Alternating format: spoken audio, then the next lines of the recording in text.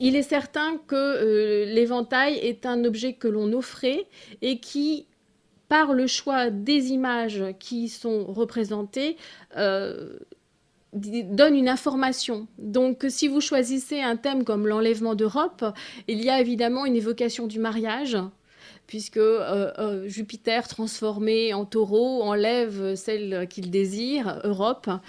Alors cet éventail date des années 1750, il est français. C'est un objet de grand prix quand même. Là, c'est un éventail qui coûtait cher. Euh, Parce que déjà, c'est une monture en nacre. La nacre est fragile. Et donc, elle est plus difficile à travailler aussi. Et puis bon, enfin voilà, là vous avez quand même un grand travail de ciselure, de gravure et de dorure sur plusieurs tons d'or qui font la richesse de l'objet et qui font ressortir la composition de la feuille tout en ne portant pas ombre au sujet principal qui est le sujet central sur la feuille.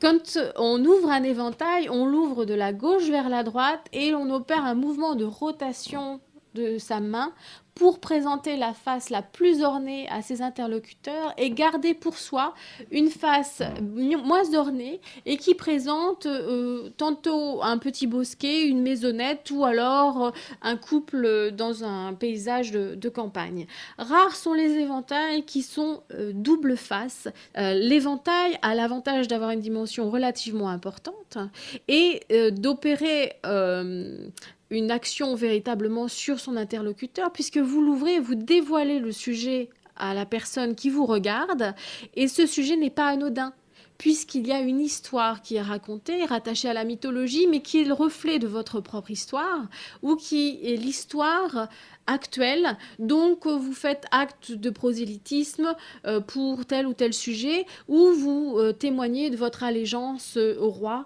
en portant, par exemple, un sujet de victoire militaire. Le langage, en fait, l'erreur est de croire que le langage est le langage gestuel est dans la gestuelle, l'utilisation de l'objet. Le langage véritable est dans le sujet représenté sur l'éventail que vous dévoilez à la personne qui vous regarde, avec qui vous êtes à ce moment-là.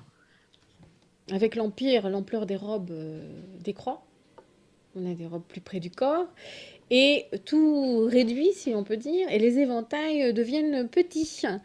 Comme cet éventail qui est en tulle et qui ne va plus avoir un décor historié, donc avec un sujet, mais uniquement des paillettes qui sont cousues et qui vont constituer un décor brillant et scintillant.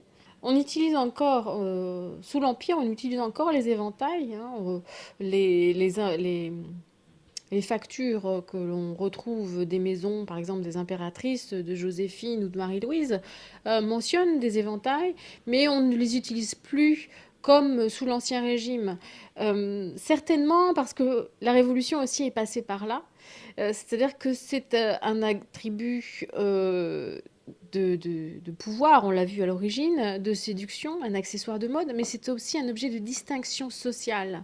Or, avec la Révolution, il vaut mieux ne pas trop se distinguer. Et l'éventail tel qu'on le connaît sous l'Ancien Régime disparaît sous l'Empire pour revêtir justement un nouveau décor qui n'a plus rien à voir avec ce qu'il était auparavant.